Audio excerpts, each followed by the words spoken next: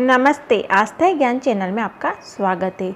दीपक में फूल बनकर गायब होने का क्या मतलब है कि आपकी मनोकामना पूरी होने वाली है।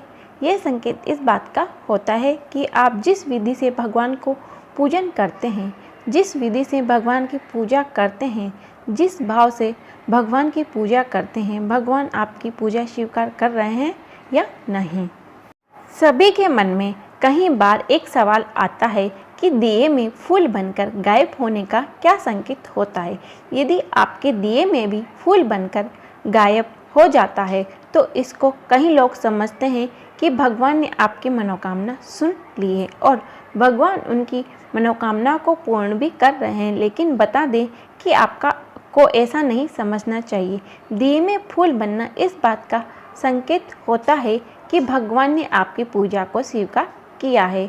दिए में फूल बनकर गायब होने का मतलब यह है कि आपकी मनोकामना पूरी होने वाली है। ये संकेत इस बात का होता है कि आप जिस विधि से भगवान को पूजते हैं, जिस विधि से भगवान की पूजा करते हैं, जिस भाव से भगवान की पूजा करते हैं, भगवान आपकी पूजा स्वीकार कर रहे हैं। जहाँ तक दिए में फूल बनकर गायब होने की बात है तो यह कोई विशेष महत्व नहीं रखता है।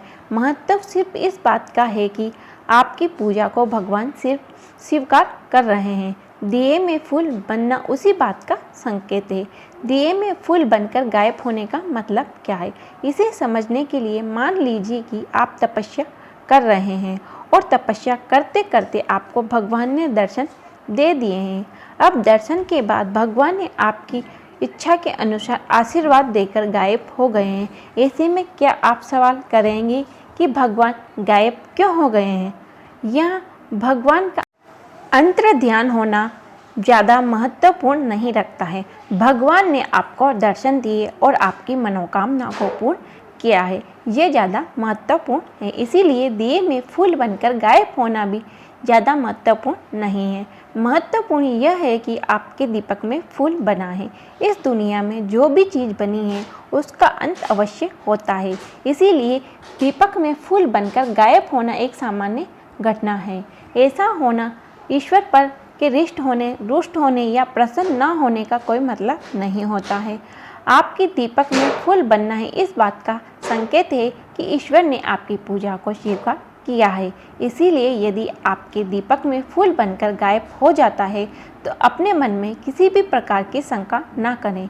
ईश्वर का आशीर्वाद आपके ऊपर बना है और हमेशा आपके ऊपर उनका आशीर्वाद बना रहेगा। आप बस इतना ध्यान रखें कि रोज़ ईश्वर की पूजा करें और उनकी प्रतिमा के सामने सुबह शाम दीपक अवश्य जलाएं। ईश्वर की पूजा में सबसे बड़ी महत्वपूर्ण बात यह होती है कि भगवान ने आपकी पूजा को स्वीकार किया है और फूल के माध्यम से आपको संकेत दिया है कि आपकी पूजा को उन्होंने स्वीकार किया है। आपकी हर पूजा उन तक पहुंच रही है। आपको इन सब बातों पर ध्यान नहीं देना है, बल्कि आपको पूजा पर सिर्फ ध्यान लगाना है। यहाँ एक बात का ध्यान अवश्य रखें कि जो भी दीपक जलाएं तो सच्चे मन से दीपक के सामने पूजा के दौरान मंत्र जाप में अवश्य करें। दीपक में फूल बनकर गायब होना किसी भी प्रकार की अनिष्ट होने की या भगवान का आपसे नाराज होने का संकेत नहीं होता है। इसीलिए केवल इस बात का ध्यान रखें कि आपकी पूजा सही तरीके से हो रही है कि नहीं।